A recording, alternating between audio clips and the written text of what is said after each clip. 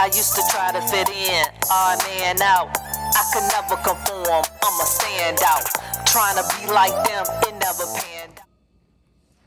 Hey guys, what's up? Welcome back to Beauty for Ashes. It's your girl Toya, and I'm back with another video for y'all.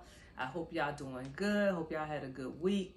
So lately I've been talking about relationships, the ups and downs, cheating, how I met my husband. Last week I talked about self-sabotage. I've been talking about a lot of really good topics. So if you haven't had an opportunity, go back and check out some of those videos because all of these are kind of linked together.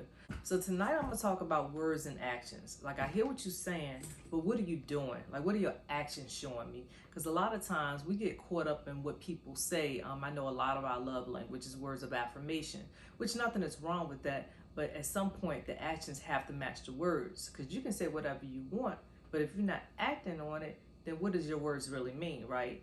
So in addition to that, we're talking about identifying basically toxic behaviors, manipulation, gaslighting, all those type things. They all kind of run together, right? So when you start dating someone, you always want to be cognizant of red flags. So out the gate, one of the main things is, like, if somebody tell you they're gonna do something and they do the opposite, or they don't do what they say at all, like, that's a huge red flags.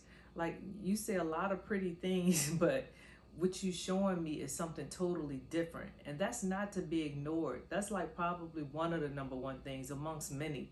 But so that's something to be aware of, because a lot of guys can talk a good game, but a lot of them don't really back it up, and we find ourselves stuck in a situation that we really shouldn't even be in. So anyhow, back when I was dating, like, I found myself in a lot of similar relationships where the guys seem to have the same type of traits, the same type of qualities, and I'm like, why am I constantly in these type of situations? I'm always dealing with guys that's lying, guys that's always misrepresenting who they are. It's like, I start dating you, then I find out something different. It's just like, thank God I got married, y'all. Thank God I met my husband. That's all I'm saying. Don't you worry, because your husband, your boo, is on the way to you too. It's going to happen when you least expect it. So be encouraged, because it is going to happen. I'm telling y'all that know me know I had a bumpy road. I did not get here overnight, but thank God I'm here now. So I can tell y'all my war stories, and y'all can learn from me, so y'all ain't got to repeat it, right? Let's talk about gaslighting, right? Gaslighting is a big thing now. And, it's pretty much just like a form of manipulation, where somebody's trying to pretty much paint a different narrative than what the story really is. So let me give you a good example, right? So in my previous relationship, the guy would stay out all night long. And when I say all night, like, I lied to you not, like, not getting home till 6, 7 in the morning. If that. I think one time I didn't see him till like the next afternoon, and we lived together. So yes, this was like a big deal, right? But then when I get mad, it's like I'm crazy, or it's my fault, or I'm tripping, because I got mad because you stayed out all night. But they basically flip it on you. They make it like it's something wrong with you and how you're handling that situation. So the whole focus shifts. So forget the fact that you stayed out all night. Forget the fact that you didn't answer your phone. Forget the fact that you said you was one place and I rode by that place and you weren't there. Like, forget all that. Let's just focus on how you're acting in this moment and how crazy you're being. So, that's like a good example of gaslighting. Somebody who can just kind of take the situation and flip it on you and make you think that you're the one that's tripping. So I know a lot of us have been through that before, and that was like kind of a common thing for me. Like, guys was just doing wild stuff all the time, but then I'm painted out to be some crazy woman or this bad guy. Then another one, manipulation, man.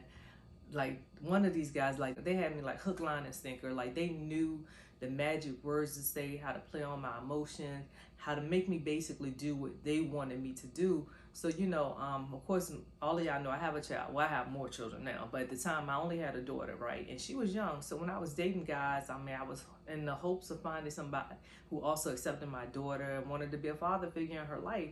So, this one guy in particular that I was dating, she was really close to him or whatever. And he was very much like a father to her.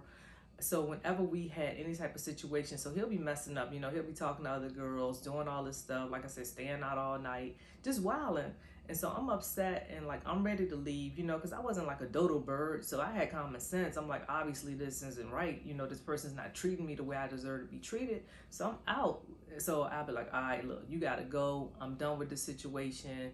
You're not doing me right. And you're not, you know, you're not really trying to do better. You know what I'm saying? And then they're like, man, I'm trying to work on this. I'm trying to be a family. I want my relationship. I'm trying to fix it. And you the one that's trying to mess things up. You the one don't want to work on it. And, you know, it's like, how is this on me? What? Like, and so, but the thing was, when he said things like, you know, I want to be a family, you know, I want to work on things, you're not really trying, and all this stuff, it made me have a moment of pause, like, I mean, is he right? Like, you know, am I like walking away too soon? You know, am I not really putting all my effort into this or whatever? Like, am I just giving up prematurely? You know, so it's like it basically had me questioning myself and had me questioning my sanity. Like, okay, is somehow this my fault? And all that, guys, is toxic. It's very, very toxic behavior, toxic traits. And the thing is, once they do it to you one time and you fall for it, they're going to do it again and again and again until you get to a place that you get strong enough where you're like, you know what? I'm not tolerating that no more. I know what I know. And one thing that kept me where I was, you know, when I was in like a dysfunctional relationship, I stayed there a long time because I could never prove anything. Like, okay, I found a phone number, but what does this phone number mean? You stayed all night. You stayed out all night, but I don't really know where you were. Like, you tell me you fell asleep at your friend's house or whatever. I can't really prove that. So it was like a lot of different things that was happening that I couldn't really prove that he was cheating per se or doing something that he didn't have no business doing. So even in my heart of hearts, I knew it. I couldn't prove it. So for me, I end up staying because I'm like, well, I can't really deny what he's saying. So one thing I want you to know, there's a difference between facts and observations. So granted, you may not have all the facts, but you can observe someone over time. You can observe behaviors and you can draw a conclusion based on those observations. So don't let nobody trick you into staying because you can't prove their infidelity or you can't, you know, prove that they lied to you or whatever. You know, God gave us a gut instinct. He gave us like a sixth sense of sorts where we can just kind of, you have that knowing, like, even though I may not know all the pieces of the puzzle, but I know this don't fit right here. I know these two don't go together. So you have to listen to that inner voice inside you that's telling you, girl, run, go, because too often we ignore that voice and we end up paying for it in the end. So ladies, I really want you to identify toxic, dysfunctional behaviors in the beginning. Don't let nobody manipulate you or gaslight you into standing into a situation that's no good for you. You know, if you're not being fed in that relationship, if you're not growing, if that person's not pouring into you and you're not a better person because of them, then it's time to leave. It's time to do some self-reflection. And it's okay to be by yourself. I know people are like, you can say that. It's easy for you to say because you have somebody. But I didn't always have somebody. I had to build up myself to a place where I got confident enough where I could be by myself and I could assess some things that I needed to change. So when I met the guy that I was intended to be with, I would already know what to look for. You know, I would know like, okay, nope, that's BS. Nope, I ain't taking that.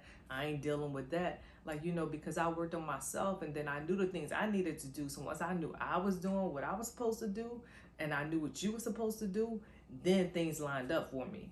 But when I was unsure of myself and always questioning, things always fell apart. At some point in some time, it didn't work out. As much as I wanted it to work, as much as I tried to force the pieces together, it just wouldn't work. So we have to learn from our mistakes. You know, we have to accept our responsibility and we just have to move on. So just know, next time you meet somebody, identify your red flags early. Identify when somebody's being manipulative. Identify when words and actions are not lining up. And then do yourself a favor. Terminate that relationship. Move on. Because it's 9 times out of 10, it's probably not going to get any better. And then if it does, it's going to be years down the road when that person's ready to make a real change.